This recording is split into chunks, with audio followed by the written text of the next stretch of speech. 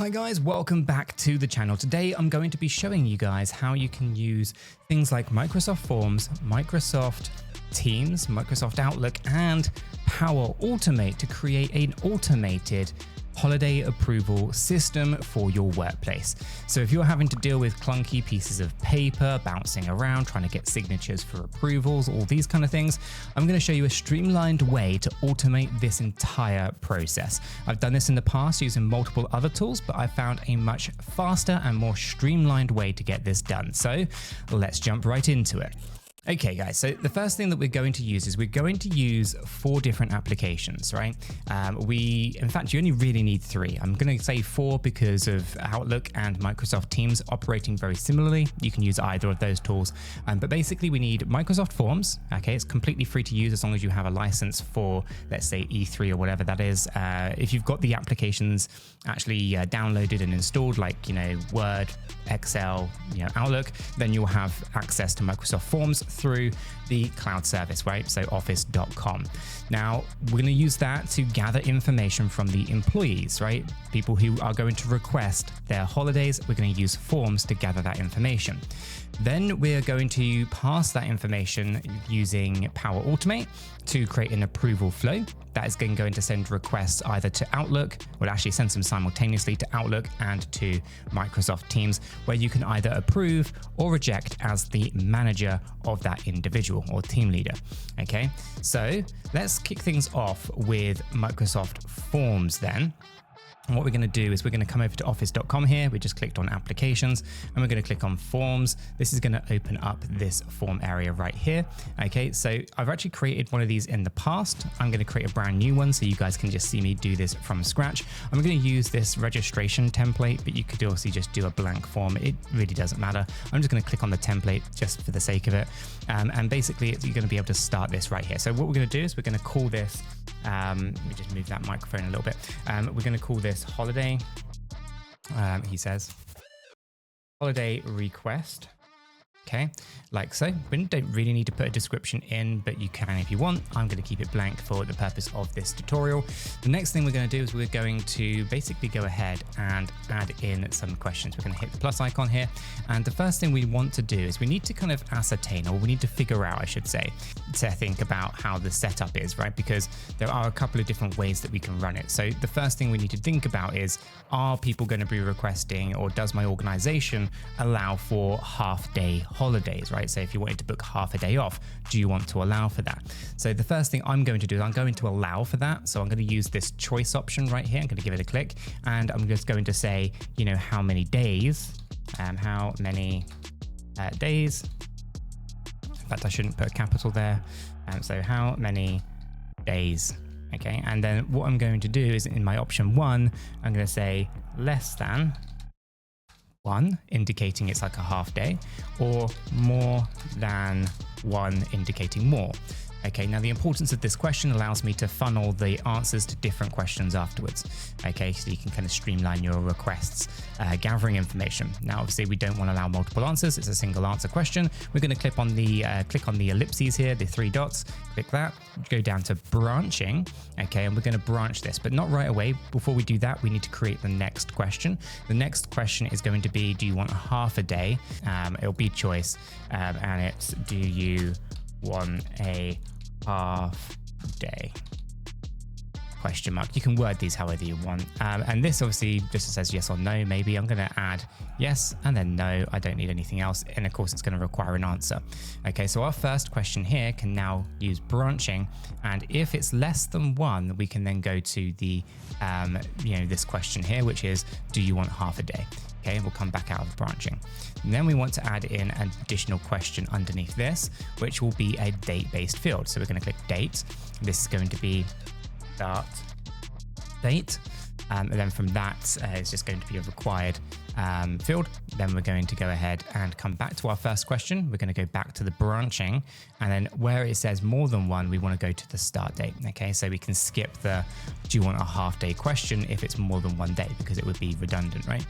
So as we come back down to the start date, the next question again is going to be an end date. So we're going to go ahead and put end date in. And of course, you can customize these to however you want. Essentially, you need basic pieces of information to be able to kind of really make this process really, really good. So we're going to use these as basic pieces of information. And now the next one is what I think is actually really important, but depending on your organization, this might be over complicated, because if your organization uses the directories within Microsoft, then you can actually get to like line managers. But if you don't, and it's not up to date, then you're going to want to gather line manager or direct line manager pieces of information here. So we can add multiple choices. We'll go with, I don't know, Tim. We'll go with a second choice. We'll say Helen. We'll go for a third option. Not knocking the microphone. We'll say Steve. And you can add as many of these as you want, Peter, and I'll leave it like that for now, right? So we have 4 different line managers, and you just select your line manager that you're going to request this holiday to. And of course, this allows for flexibility, right? So let's say your direct manager might be off, but your supervising supervisor is available. You could have that listed here, and then obviously, you could funnel it that way. So these are basically the pieces of information that you need. There's also settings to check out here as well. So people just within the organization, optional responses, yada, yada, yada. But yeah, that's pretty much it. You kind of leave it all kind of as standard. You don't really need to do terribly too much more here. Other than that, you're going to collect responses by clicking that at the top. We can shorten the URL if we want to, doesn't really matter, but we're going to copy that link, and then we're just going to close this down. Okay. Now, if we head over to Microsoft Teams and we go over to Teams, for example, we have this general chat right here. We go ahead and add in a form. I'm not sure if it's going to load it up automatically, but I can search form. Right at the top, click forms. From here, we're going to be able to add an existing form, and we're just going to use holiday request. And then we want to collect responses, post this to the chat, and save it. And what this is going to do is it's going to allow us now to fill our form in directly inside Microsoft Teams. And that's where basically users can, of course, access this form and basically request their holiday. Now, if you don't use Microsoft Teams, you can of course share the URL, which was in here, which we collect responses, and we can go ahead and use this URL and we can gather responses that way, or we can just embed it into our general channel here for holiday requests, which is how I'm going to do it and move forward in this video tutorial. Okay, so now we've got our data capture sorted. The next thing to do is actually to create a flow in Power Automate. So here I am at make.powerautomate.com. And again, we can access this through office.com if we wanted to. I could always forget it where it is, right down here in the bottom left-hand corner. So as you can see, this is in applications. You can also right-click these guys and pin them in. I usually pin them in anyway. So with all that said, over here, we can now go ahead and create. We're going to create an automated Cloudflow, and it's going to be for when a new response is submitted to Microsoft Forms. It's that first option right there. And we're going to call this holiday request, like so, and then we're going to create it. Okay, so this is going to be quite straightforward, quite simple, but at the same time, we're going to go through this step by step so you can see all the logic that flows into it and how to make this really, really kind of automatic and streamlined. Now, the first thing I like to do is turn off this new designer. I hate it. It really just confuses me where they move all the buttons around, and just go back to a classic view. If you like the new view, the new designer, go for it. You probably know where everything is a lot bit more than I do. I've years of using it this way. This is how I know it. So the first thing we want to do is we want to choose a form that we just created. Now, as I said, I've created 2. I've got holiday requests, which is my original one. And then I've got this one I just created with you guys, which is called holiday request. So I'm going to use holiday request, which is my new form. Okay, so that's the first thing. And the next thing that we're going to do is we're going to create a variable, and we're going to initialize a variable. Okay, it sounds really complicated, but it's not. It's quite straightforward. If I type in variable, just like so, what this is going to do is we're going to look for initialize variable right here. Give that a click. This allows us to change a variable and use it later. Okay, so the first thing we want to do is give this a name. We're going to go with manager. Okay, that's what it's going to be called. We're going to change this into a string, and then we can give this a default value. Okay, and that default value can just be a generic email address. We're going to go with email info at that officeguy.com. Okay, and I'm going to copy that to my clipboard because I might want to use it later. Okay, we're going to rename this. It's always good practice to rename these things, and we'll keep the word variable at the end there just so we know, and then we'll just go with manager variable. Okay, next on the list, we need to get the responses, right? So so what's happening here is a response is being submitted and it's triggering a webhook, and basically this then basically tells us that we can do something with that response, but we don't have the details of what has been written or the actual answers to the question. So that's what we need to get. So the first thing we need to do is we need to go form in here, Microsoft Forms, give that a click. And then what we're looking for is get response details. We're going to click that. Okay. And then we're going to get the form ID. It's going to load up some automatic information. It's the second one here, which is holiday request. We're going to click that. The ID of the response is what is contained within our trigger. So we're going to grab that. Okay. Now this basically is the holiday request details, right? We don't need to rename that. In my opinion, it's quite straightforward, but feel free to rename it if you want to. Now, the next thing that we want, and this is really dependent on whether your organization has things set up properly, but is very much needed if you want to get the name of the person who has actually written the request or who has filled in the form. So to do this, we have their email address, but what we don't have is their name. Okay, there's kind of pointless, in my opinion, of adding write your name in here because you're going to get it from their email address. So as I said, we want to keep this as streamlined as possible, right? So the first thing we need to do then is get user information, right? So we can go with search. Let me move this microphone a little bit. Search for users. B2 right there, in fact, right? So we'll give that a click. And I have an itchy nose today. Apologies, guys. Very distracting. Anyway, so from here, you're going to look for the search term. The search term is going to be the email address that we're looking for, right? So basically, we want to get the responder's email address, and it's going to be in our dynamic content. So we're going to scroll down until we find responder's email, drop that in. Okay, so now we have all the information about our user on the Microsoft ecosystem. Fantastic. So the next step then is to allow us now to send a request to their line manager. Now, this is where if your organization has things set up, you can get the email address of the direct line manager from this search function. But not every organization, and in fact, all of the organizations that I've worked in never keep their records up to date.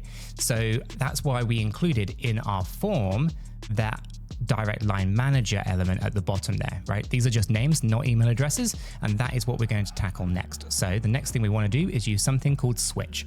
Okay, now switch is really cool. I like this one. You can use it for lots of different things. It allows you to change the variable or change what route to go down based on a logic of some kind, right? So what we want to do is we want to switch based on the email address or the responder's or the actual answer to the question of the line manager specifically. So in here where it says switch on, we want to come down to the responses that we got from the form, and we want the direct line manager. This is, of course, this area right down here where it says direct line manager, and they've selected one of these people. Okay, and what we're going to do is with that is we're going to then switch between them. So we're going to go with Tim, I think it was. Then we're going to add with a plus button here. We're going to add Helen in. Okay, and then we're going to add another one for, I think it was Steve. I should probably check this in a moment. And then I think we added Peter at the end. Okay, and then over here we'd have Peter. Now, you also have the ability with Switch to add a default clause of some kind. So basically if this, let me pull this across. If the switch is switching on the direct line manager and it does not equal, Tim, Helen, Steve, or Peter, then there's a default thing that we could do, okay? But in our case, it's a mandatory field down here, has to be filled in, right? Required, mandatory. They have to tick one of these boxes. It's Tim, Helen, Steve, or Peter. All of it has to match exactly as the text is within our flow. So we have to make sure that everything is spelt correctly in all of these. And once they are, then we're good. So the next thing we want to do is underneath Tim is we are going to set a variable. Okay, now our variable is this one here, set variable. We'll give that a click. And then what we're going to do is we're going to choose from a drop-down menu, manager, and we're going to basically give it an email address. I'm just going to use the default email address for the purpose of this video, but in theory, you would put Tim here, and then you would put so forth, right? Now, this means that this default option that we had up here anyway, it isn't going to get updated. But if I wanted to, I could say Tim, or it would actually be lowercase t. Tim like that, for example. Alternatively, over here, let's say Helen reports to me. I would go ahead and type in a variable. I would find the, if I scroll to set variable, I would then come in here, set the manager to my email address. So I would just go Nick at that office guy, for example.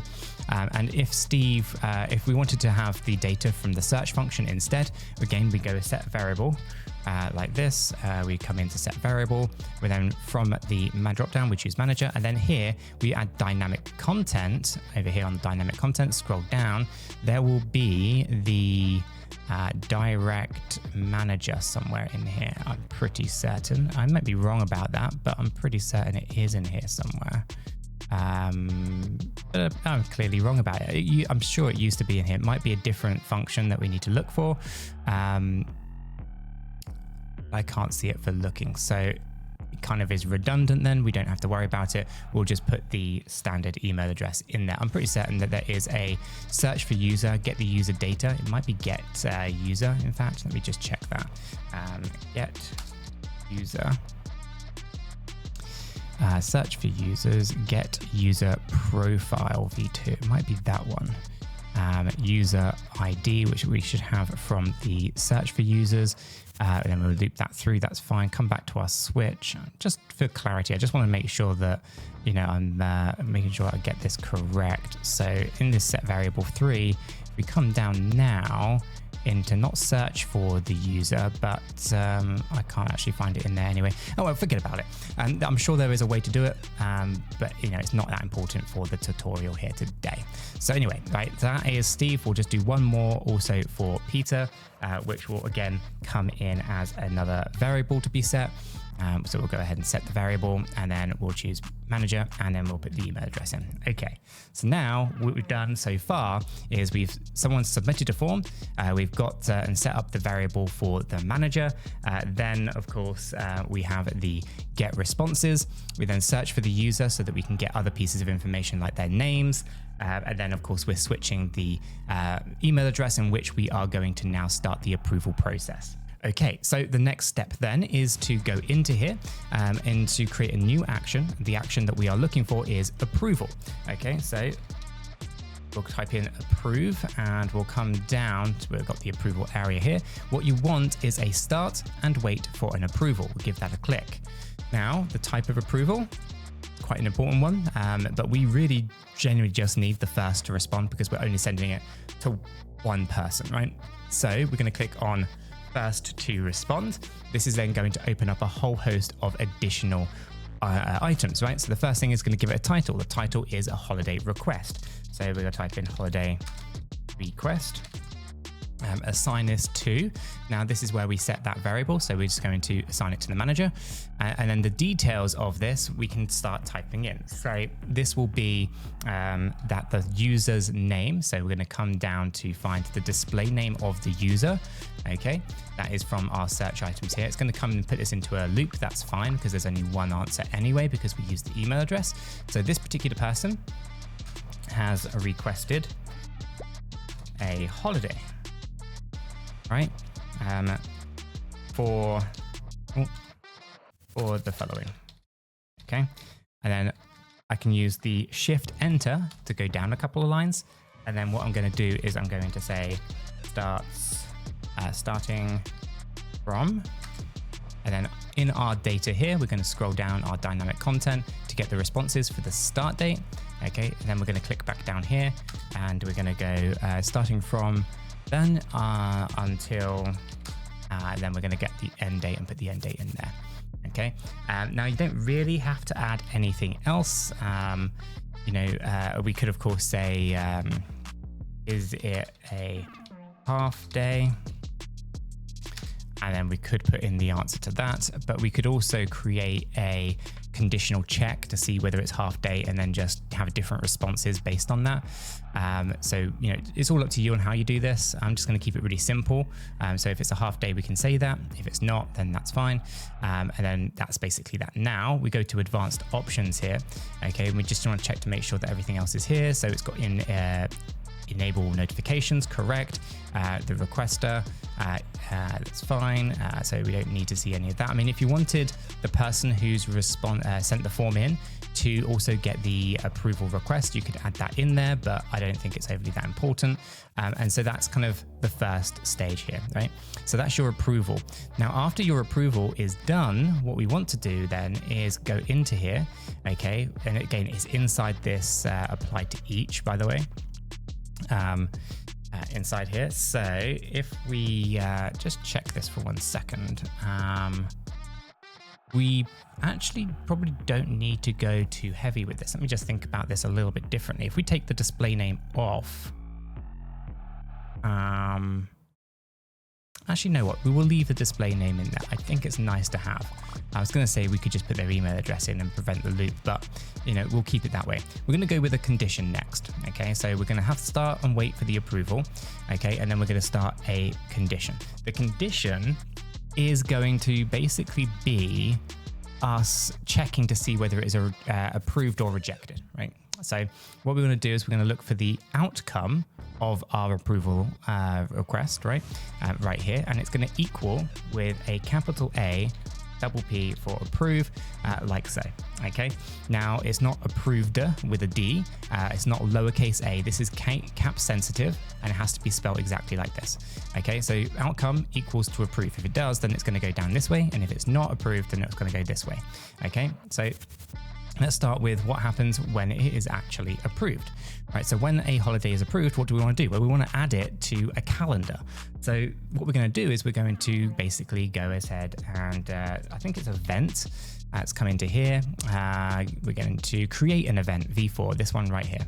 Give that a click. Then we're going to choose a calendar. Now, you might already have a calendar specifically set up for holidays. If you have, use that. If not, then use your default calendar. I'm going to use my default calendar for this. I'm going to click on this one, which is a default calendar.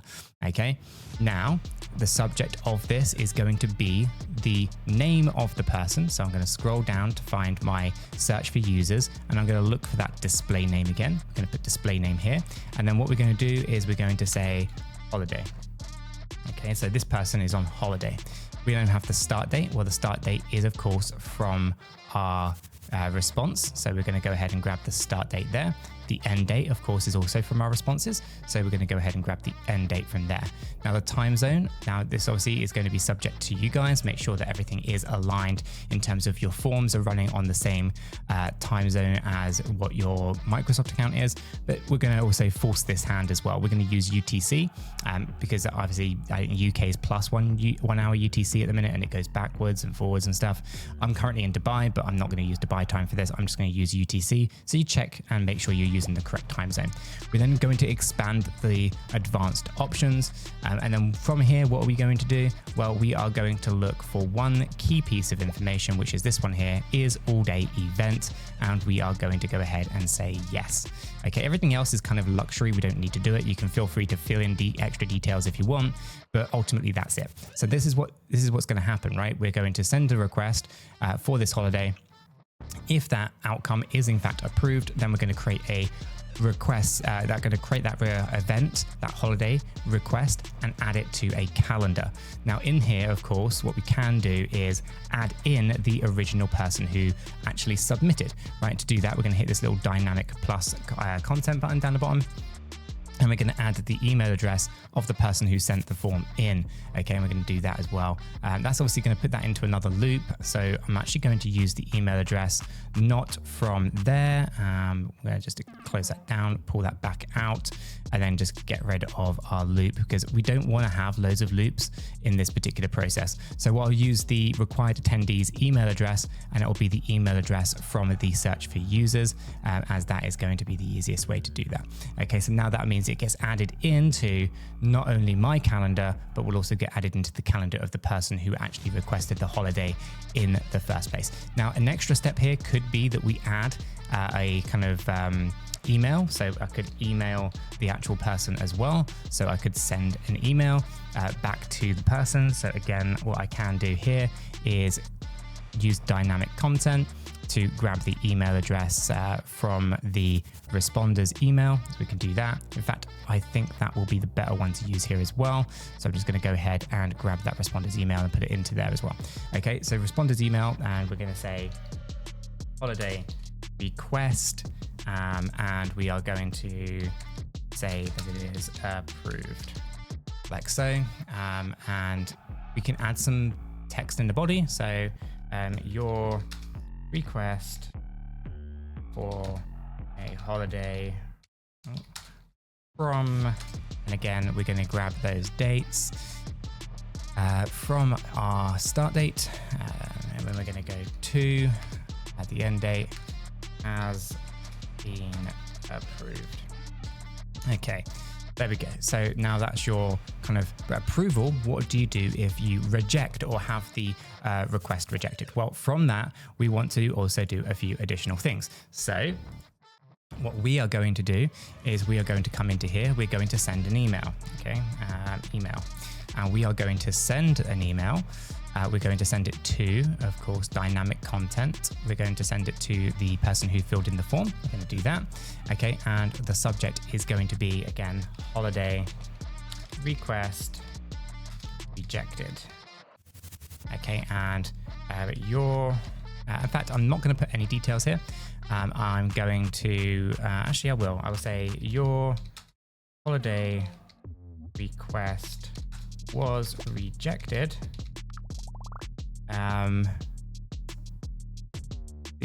Rejected. See below for comments, like so. Okay, then shifting down, we're going to add in the comments from the dynamic content. This comes from the start and wait approvals down to responses, comments, and I'll show you what happens there in a moment. We'll do that. That comes in. It's going to obviously loop that, but that's okay. We're not too concerned about that little loop. And yeah, so that is now complete. That flow in itself should now run all the way through and basically add holiday requests to your calendar, and obviously make sure that that is also added to the person who submitted the request. So let's go ahead and test it.